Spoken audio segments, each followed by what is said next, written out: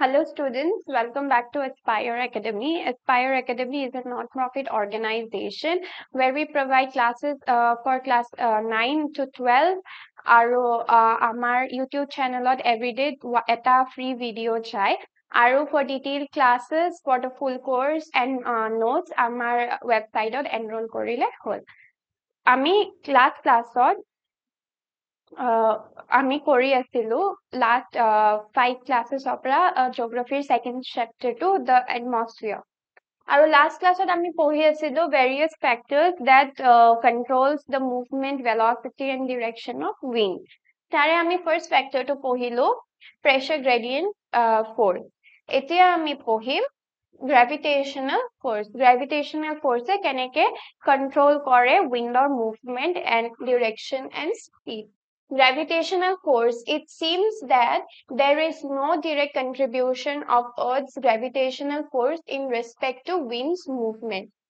Gravitational force or echo link nai with respect to the movement of wind. Zero direct contribution as a direct contribution nai. But like that of sun, the Earth's gravitation also acts as a driving force in Earth's atmosphere. Sunor nisna Earth's gravitation act kore to some extent in controlling the movement of air or the force of air. In fact, the envelope of atmosphere surrounding the Earth itself is being pulled by the Earth's gravitation. Ami first class at pohisilu je Earth's যোনটো atmosphere হয় হেতু earthৰ gravitational force টানি ধৰি ৰাখে হেকাৰণে atmosphere টো earthৰ লগত লাগি থাকে যদি gravitation নাথাকিলে হয় তেতিয়া atmosphere টো earthক surround কৰি এনেকে লাগি নাথাকিলে হয় gravitational force কাৰণে pull কৰি ৰাখি আছে আমাৰ atmosphere টো আমাক surround কৰি আছে besides the weight or pressure of air also basically depends on Earth's gravitational force. Earth's gravitational force or upor ki dependent thake the weight or pressure of air. Air pressure aru air weight to amar gravitational force or upor dependent thake. We know that as the gravitational force which is pulling which is pulling the air decreases with increase in altitude. Ami janu je gravitational force which is pulling the air decreases with increase in altitude. Jimane ami uporle jai thakim himane gravitational force to komi ahibo. Jimane amar height to bahi jabo. The air becomes lighter and air pressure falls. Aru air to light hoi jai aru air pressure to komi jai with increase in altitude from sea level. Aru sea level opra jeti amar height to bahi jai. In this way, a vertical movement of air in the atmosphere from high pressure to low pressure continues. Aru jetia amar height bahi jai, gravitational force komi jai, air to light hoi jai, air pressure komi jai, tetia ami sea level opera eta vertical movement of air phenomena eta feel koba paru but dekha pao from high pressure to low pressure. High pressure opera low pressure le continue kore.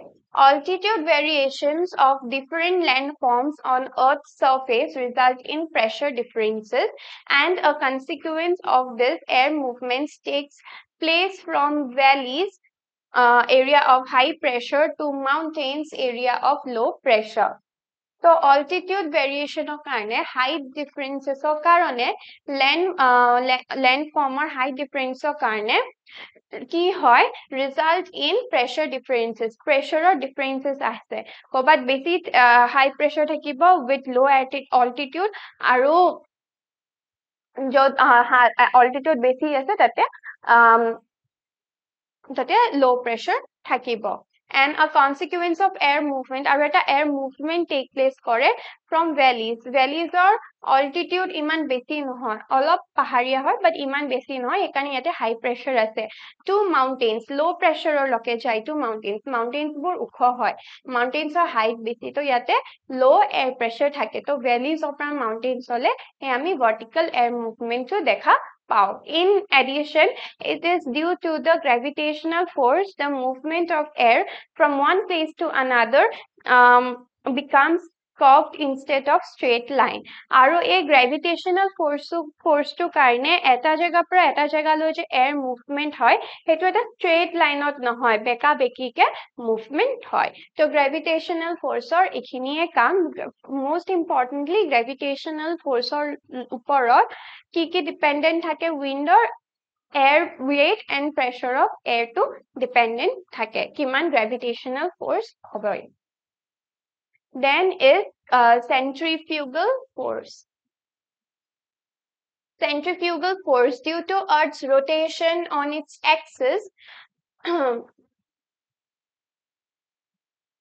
on an outward force is generated from the center আমাৰ earth rotation কৰে sunor around axis ত rotate কৰে আৰু এটা outward force generate কৰে from the center this is called centrifugal force earthৰ center পৰা এটা force generate কৰে হেতুকে centrifugal force বুলি কয় this wind direction witness slight deflation due to the centrifugal force আৰু উইণ্ডৰ যোনটো ডিৰেকশ্যন হয় অলপ চেঞ্জ হয় কাৰণ আমাৰ এই centrifugal force টো কাৰণে this phenomena was first discovered কেতিয়া discovered হৈছিলে 1844 by French mathematician Gaspard de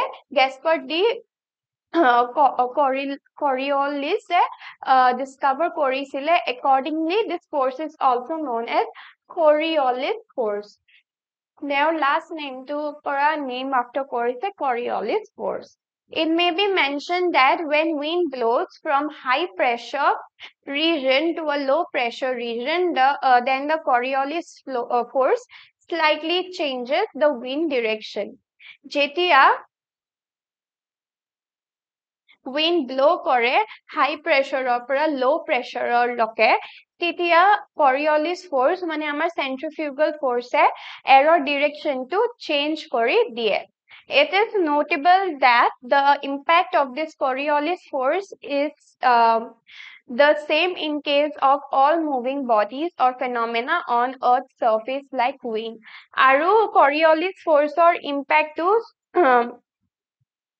is the same থাকে in the case of all moving bodies so moving bodies or phenomena লগত same থাকে like the wind in the earth surface এই যোনটো center পৰা আমাৰ force টো আহে force টোৱে সব বস্তু movement অকল wind ৰে নহয় earth ৰ surface ত যি বস্তু আছে বা phenomena আছে সবৰে movement same weight determine কৰে the force generated due to earth's rotation deflects the wind towards the right in clockwise direction in the northern hemisphere আৰু আমাৰ এই force টো কাৰণে earthৰ rotationৰ যোনটো force আমি পাও center পৰা the centrifugal force এই force টোৱে windৰ direction টো change কৰে towards rightৰ ফালে লৈ আনে in clockwise direction towards right in clockwise direction in the northern hemisphere rightor phale hoy clockwise direction and towards the left aru leftor phale anti clockwise hoy in the southern hemisphere northern hemisphere ot amar right side ot blow kore pura clockwise hoy but southern hemisphere ot amar left side e hoy aru anti clockwise error movement hoy this phenomena is also known as Farrell's law aru a phenomena to je air movement to change kore north and southern hemisphere a phenomena to Farrell's law buliu koy according to this law the poleward moving wind in the northern hemisphere moves relatively towards northeast aru এই লটোৰ হিচাপে north হেমিস্ফিয়াৰৰ পৰা north পোলৰ পৰা যোনটো window blow হয় সেইটো north east চাইডে blow হয় এইটো নৰ্থ ইষ্ট হয় আমাৰ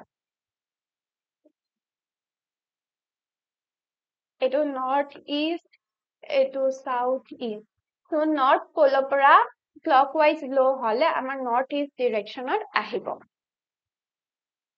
of course the amount of Coriolis force is not the same at every place on earth আৰু সব জায়গাতে same way force to কাম নকৰে the amount of force is zero on the equator আৰু আমাৰ equator regionত zero থাকিব আমাৰ centrifugal force to and it gradually increases towards the pole আৰু polar ফালে যাওঁতে যাওঁতে ইয়াতে force to increase হৈ যায় and at the pole it becomes the highest আৰু pole দুটাত একদম highest হৈ যায় ইয়াৰ function ইয়াৰ force to সেইকাৰণে poles দুটাত আমাৰ wind directions বোৰ change বেছিকে হয় it seems that expecting the equatorial region, the Earth's rotation influence the air movement of any place on Earth. Or Earth's junto rotation hoy, rotation to influence kore air movement to in different parts of the Earth. That is why the wind movement we are experiencing is basically result of Earth's rotation. আৰু আমি যোনটো wind movement experience কৰি আছো সেইটো basically Earthৰ rotationৰ পৰাই influence হৈ movement টো হয় ঠিক আছে আমাৰ centrifugal হ'ল এতিয়া frictional force আমি কৰিম frictional force what is frictional force and how does frictional force affect the wind's movement or air's movement The influence of frictional force in air movement is highly significant. बहुत important হয়, बहुत significantly কাম কৰে air movement to influence কৰে বলে. The frictional force acts negatively in determining wind velocity. এটা negative way impact কৰে, influence কৰে windৰ speed to. The amount of frictional force depends especially on the nature of the surface on which horizontal winds blow.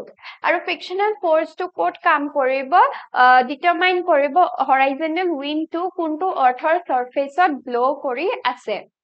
It means that frictional force will be more if earth's surface is characterized by rough terrain with mountains and valleys. Frictional force basically কাম কৰিব যেতিয়া earthৰ surface to rough হব আৰু valleys আৰু mountains basically থাকিব তেতিয়া আমাৰ frictional force to basically কাম কৰিব uneven vegetation cover high rising building etc uneven vegetation cover মানে jote tote amar vegetation ase plants ase aru high buildings ase henika jaga burat frictional force to basically kaam koribo under such surface condition the wind velocity will be much less ei jaga burat jot frictional force basically thakibo Frictional force basically thakibo mountains, valleys, big buildings, uneven vegetation cover tate frictional force basically thakibo to amar wind velocity to kom hobo komi jabo Hence, if the wind blows considerably above the Earth's surface, the amount of frictional force becomes low. As such, wind velocity also increases. Aru যদি আমাৰ frictional force to কমি যায় leading to wind velocity increase হব Similarly, the impact of frictional force will also be significantly less if wind blows through water and snow covered areas আৰু frictional force to ketia kom hobo jetia wind blow koribo rivers of uporedi or sea uporedi water bodies or uporedi blow korile frictional force to kom hobo aru snow covered area polar regions ot jot snow thake bahut henekar surface ot wind blow korileo tateo frictional force kom thakibo But it is worth worth noting that the frictional force not only slows down the wind velocity but also changes the direction of wind to some extent. অকল windৰ speedটোৱে কমাই নিদিয়ে, but speedৰ লগত আমাৰ যোনটো direction windৰ সেইটো change কৰি দিয়ে to some extent. It is because along with the decrease in wind velocity, the impact of Coriolis force contributing the deflation of wind also is contribution considerably decreased. Along with decrease with velocity, wind or speed to velocity to কমি গলে because of Coriolis effect. Coriolis আমি আগৰ টোত পঢ়িছিলো centrifugalত তেতিয়া আমাৰ windৰ deflation হয়, windৰ directionও change হয়. From the above discussion, it is understood that the movement of wind on the Earth's surface is caused by pressure gradient. Pressure gradient কাৰণে আমাৰ windৰ যোনটো movement হয় সেইটো influence হয় আৰু the pressure gradient itself initially determines the wind direction and velocity. Our pressure gradient windৰ velocity and direction to determine কৰে. But during the movement of air, the Earth's gravitational and centrifugal forces and frictional forces bring a significant changes. অকল pressure gradient তেও নহয়, বাকি কেটা যে আমি forces পঢ়িলো gravitational, centrifugal, frictional, সেই কেটা forces এও এটা significant role play কৰে in changing wind's velocity and direction. Thus, the resultant force generated due to the combined action of these four forces determine the direction and velocity of moving air. আৰু এই চাৰিটা forces লগ লাগি আমাৰ airৰ movement আৰু speed to determine কৰে. That is why the wind blowing from one place to another takes a curved path instead of a straight line. সেইকাৰণে wind blow কৰোতে straight line নহয়, বেকা বেকিকে এটা curved line লৈ পেলাই blow কৰে. Naming and measurement of wind. It may be mentioned that naming of wind is done because is done based on wind direction. Windৰ direction কোনটো হয় সেইটো base কৰিহে আমি wind বোৰৰ নাম দিও. In other words, the name of a wind is given according to the direction from which the wind blows. কোনটো directionত wind blow কৰিছে সেইটো হিচাপে আমি windৰ নামটো দিও. For instance, the wind that blows from a west direction is called westerly winds. আৰু westৰ পৰা wind blow কৰিলে আমি westerly winds বুলি কওঁ. Wind from north east is known as northeasterly wind. আৰু north eastৰ পৰা blow কৰিলে আমি northeasterly winds বুলি কওঁ.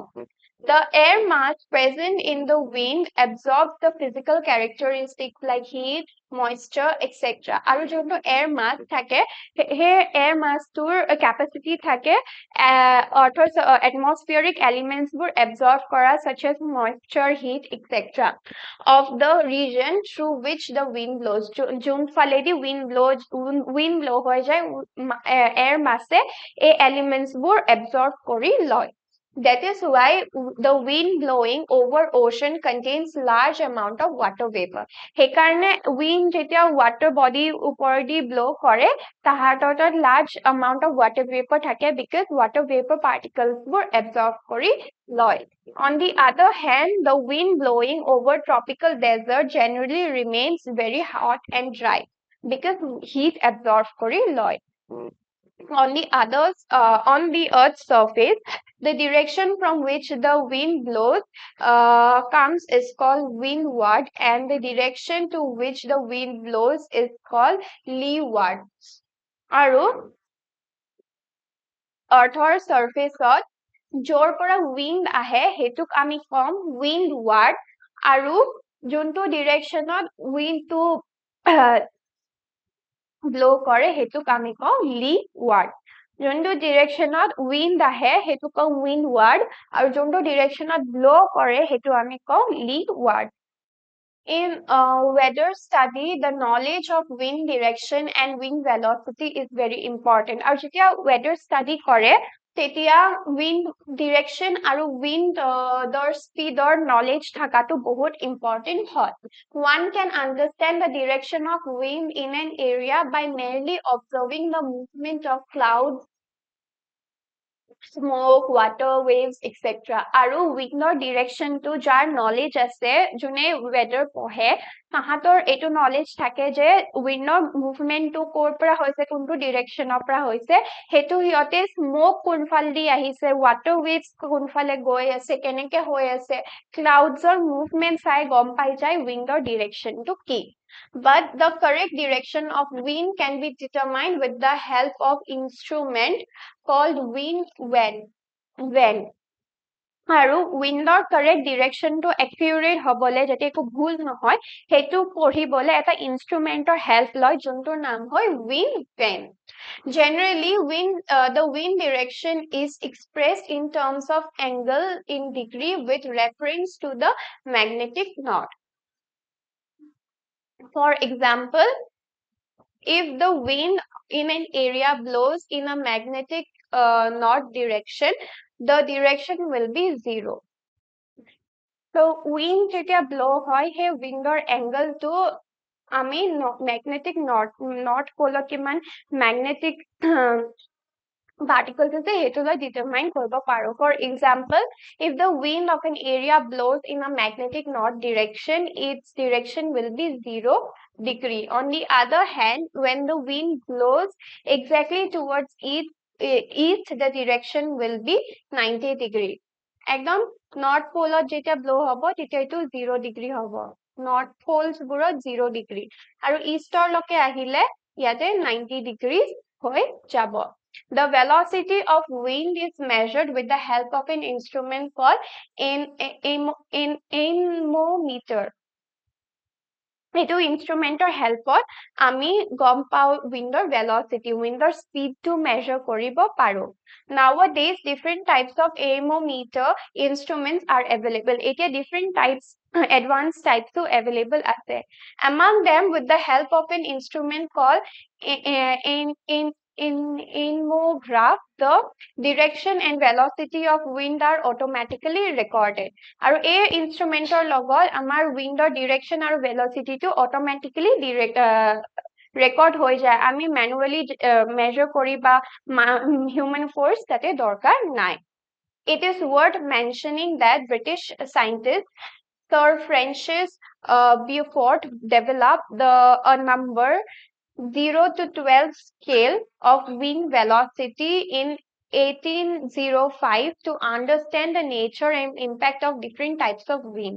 Aru 1805 British scientist Sir Francis ki korisile eta number scale bonaisile from 0 to 12 windor impact to understand koribo windor velocity to windor speed to buji pabole This is known as Beaufort scale Another important point to know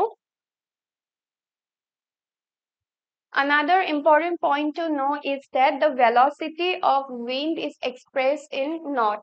In knot আমি express কৰো যেনেকে কিমান দূৰ খুজকাইছে আমি কিলোমিটাৰছত express কৰো তেনেকে windৰ speed to আমি knotত express কৰো The wind velocity of 1 knot means 1 nautical mile per hour That is 1.8454 kilometer. 1 knot mane 1.854 kilometer per hour speed of wind to blow kori ase or 30.9 meter per minute wind to blow kori ase. Himan speed of blow kori ase. Ite ami pohim classification, characteristics and distribution of wind. The way movement of wind is a complex process. The same way, it is difficult to find out exactly the number of different types of wind. Jeneke wind movement ba process wind system to eta complex study hoy. Teneke kiman keta wind ase ki naam ase windor he keta porhuteo ba naam diuteo understand koriboleo tan hoy. However, mainly based on spatial extent, the wind can be divided into 3 groups. তিনটা গ্রুপত wind to divide করা হইছে. Primary circulation, secondary circulation, and tertiary circulation or local winds. First to primary circulation, then secondary circulation, tertiary circulation. Our tertiary circulation or local winds. Primary circulation, wind circulation, ami pohim etya.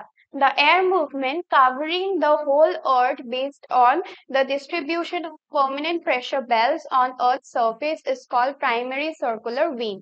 Jetia wind or movement to cover kore amar earthor gute keta belts of hetuke primary wind circulation buli koy. Ei gute keta belts of a wind to blow kore.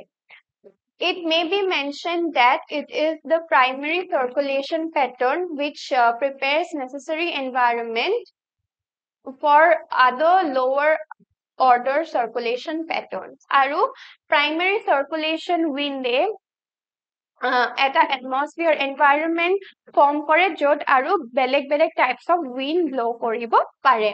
Such permanent planetary circulation continue uninterruptedly from the subtropical and polar high pressure belt to equatorial and subpolar low pressure belts in both the hemispheres. Aru a permanent circulation to কোনকেটা বেলছত uninterruptedly মানে একো barrier নাহাকে blow কৰে এটা হল subtropical and polar high pressure beltsত. Subtropical আৰু polar high pressure beltsত দুটা hemisphereতে equally blow কৰে, then তাৰ পৰা blow কৰি equatorial regionত blow কৰে আৰু sub polar low pressure beltsত blow কৰে.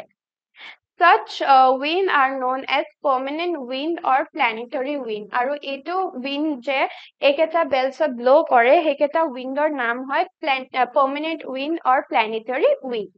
In fact, trade winds, westerlies and polar easterly winds fall under this primary wind system. Aru a wind system tor underot ketaman winds or naam dise. Westerly winds junto east west side opera ahe, then polar easterly winds junto northeast side opera ahe. Ekata winds amar primary wind circulation or underot ahe. Trade wind, the surface wind that blows from subtropical high pressure belt located on both the sides of 30° north and 30° south latitudes towards the equatorial low pressure belt is known as trade wind. Trade wind কাক কয়? এটো আমাৰ equator, ইয়াতে আমাৰ subtropical belts কেটা থাকে. তো subtropical beltsৰ পৰা যেটা equatorial belts লৈ blow কৰে সেই wind টোকে কয় trade wind. Due to Coriolis force, this wind blows from northeastern to southwestern direction. Northeastern to southwestern direction of a wind to blow hoy in northern hemisphere. Aru southeastern to northeastern in the southern hemisphere. That is why this wind is also known as northeast trade wind in the northern hemisphere and southeast trade wind in the western hemisphere. This northeast and southeast trade winds of tropical region form a divide after meeting each other in the equatorial region. Jetia northeast para blow hoy ahe aru southeast para blow hoy ahe তেতিয়া equatorial region tot log pai tapisa log par pisot ako গুচি যায় নিজৰ regionsত এটা divide form কৰি গুচি যায়. This wind is known as intertropical convergence zone. Intertropical convergence zone বুলি কয়. As the air movement of this region is so weak and still, it is also called as calm zone or doldrum. Aru a region or wind to bahut weak hoy aru calm hoy. Jimane weak hobo himane calm hobo. Besi jur ke nahe bahut lahe lahe blow kore ekane ta stable situation thake aru he karone a zone tor naam calm zone or doldrum boli koy. Westerlies. এতিয়া আমি primary wind circulation এ পঢ়িছো এইকেইটা সব primary wind circulation under আহে westerly the permanent wind that blows from subtropical high pressure belt towards high altitude low pressure belt is called in the subpolar region is called westerlies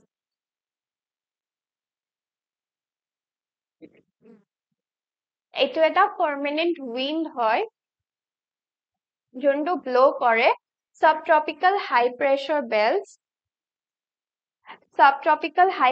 belt পৰা blow কৰিব towards high altitude low pressure belt in the subpolar region আৰু subpolar regionৰ লকে যেতিয়া blow কৰিব এই wind টোকে westerly বুলি কয় Due to the effect of Coriolis force, the wind deflects from southwest to east and northeast.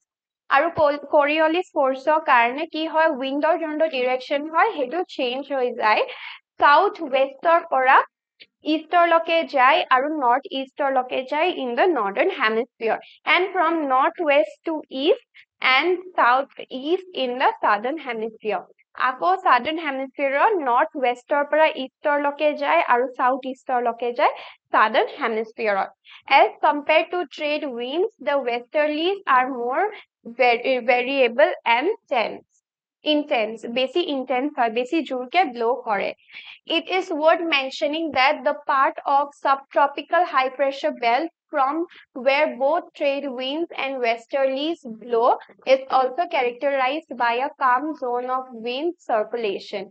Yate calm wind circulation hoy besi speed to nahe besi joke nahe aru unstable situation eta creation nohoy. Even though there is an outward movement of wind from this region, at the outward movement hoy the wind condition in the central part remains almost motionless and stable. Though যেতিয়া movement হয় এটা outward movement হয় direction change হয় but একদম centerত এটা motionless এটা মানে stable wind movement এটা continue কৰে একো changes নাহে this belt that specially lies within 30 to 35 degree latitude in both the hemisphere is known as horse latitude region Notably, as a part of the southern hemisphere, especially lying between 40 and 60 degree latitude, is covered by ocean. Southern hemisphere to 40 to 60 degree latitude basically ocean be covered as so westerlies are very intense in this region আৰু ocean water bodies বেছি থাকা কাৰণে westerlies যেতিয়া blow কৰে বহুত বেছি velocity বহুত বেছি জোৰকে blow কৰে আৰু বহুত intense হয় That is why the navigators often call the latitude belts such as 40 degree to 50 degree as roaring 40s, 50s as furious 50s, 60s as screaming 60s because yet a wind movement बहुत intense হয় because of presence of oceans. আজি ক্লাসটো এইখিনিতে সামৰিছো next ক্লাসত বাকিখিনি continue কৰিম thank U